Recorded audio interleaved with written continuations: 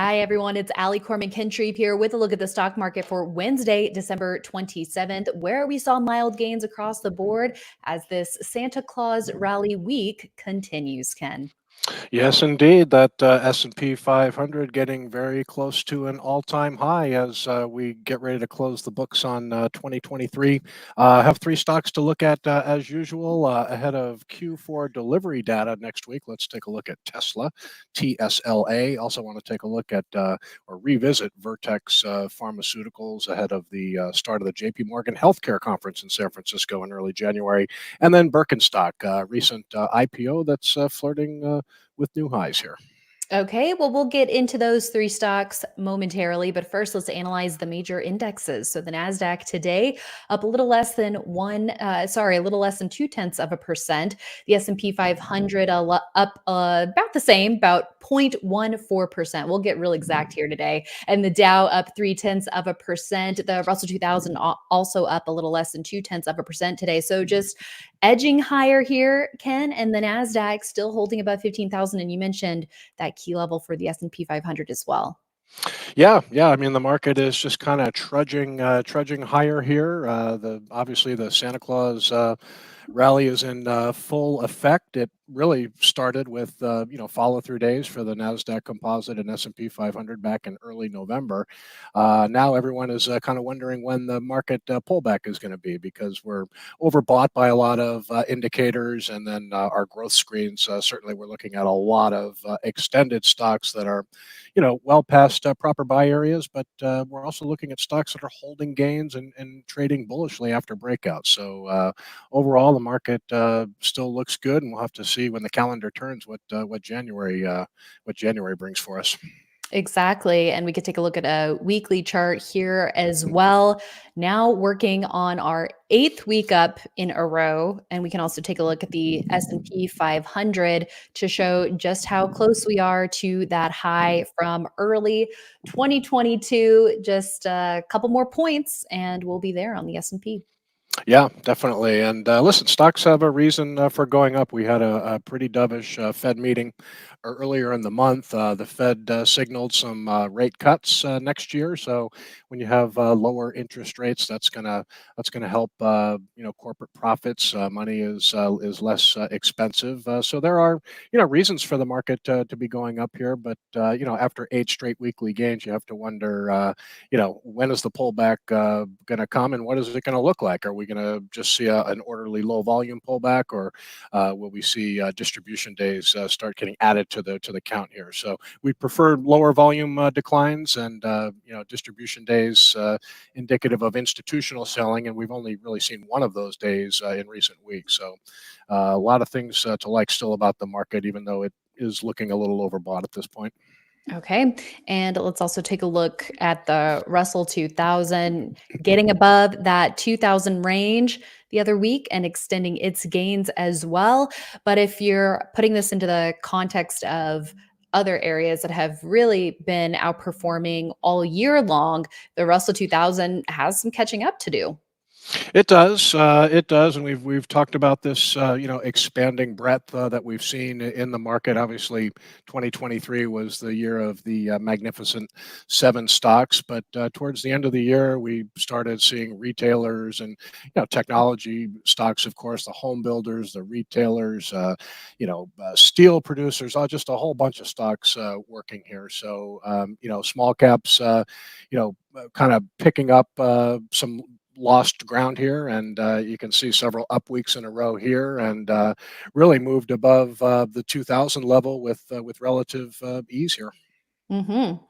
And a quick look at the Dow continuing its winning streak as well and in new high territory. So clearing the prior highs a couple weeks ago and continuing above that level.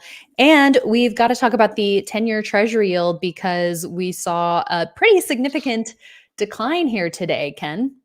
Yeah, at one point I saw it down 10 basis points below 3.8%. So I think that's the lowest level since July. But it's been such a precipitous drop here for the 10-year Treasury yield. But when you've got falling interest rates and weakness in the U.S. Dollar, that's a good recipe for stocks to move higher here. So again, we'll have to see.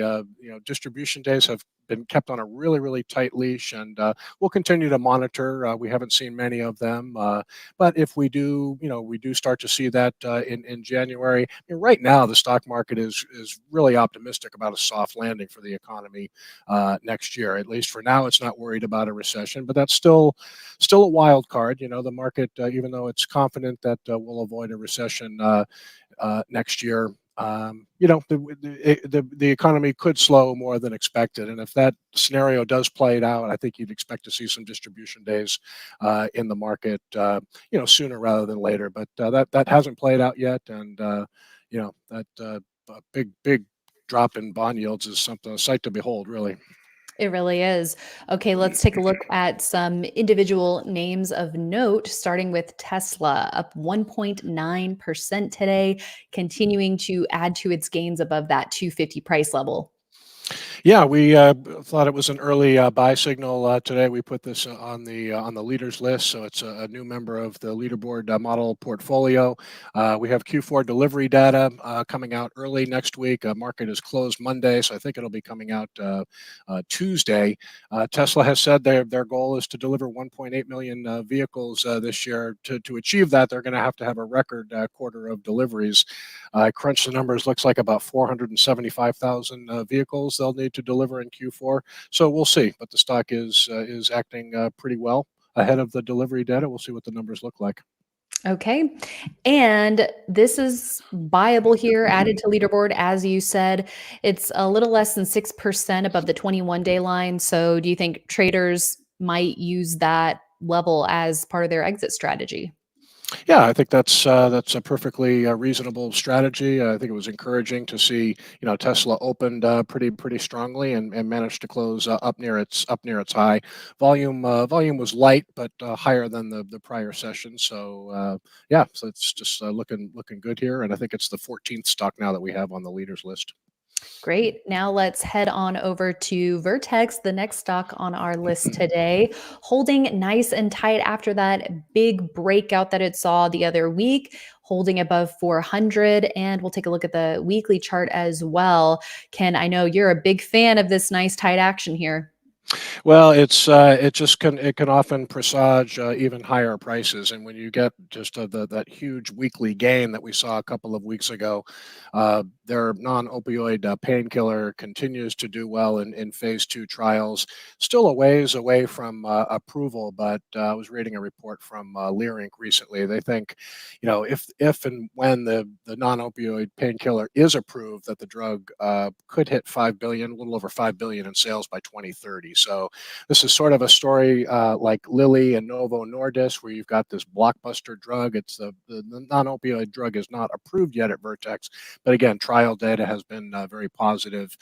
More positive trial data a couple weeks ago that fueled that big move, and the fact that the stock is holding gains. I think the market is expecting the drug to be approved at some point, but still a ways away. And then again, I mentioned January 8th through 11th, the J.P. Morgan Healthcare Conference in San Francisco, where we tend to get a lot of headlines out of the Yeah. biotech sector. So definitely keeping an eye on biotechs a little more here.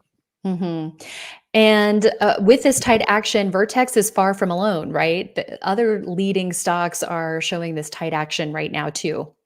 Yeah, I think so something we discussed on IBD Live earlier this morning when we were talking about the market. I think that's really the one thing the market has going for it is not only the expanding leadership, but the number of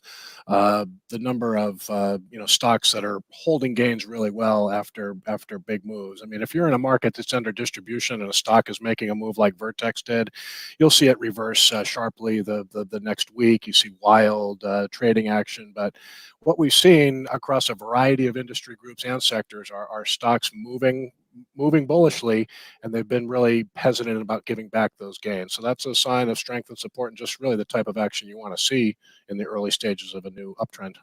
Yeah, quite encouraging, at least for the time being.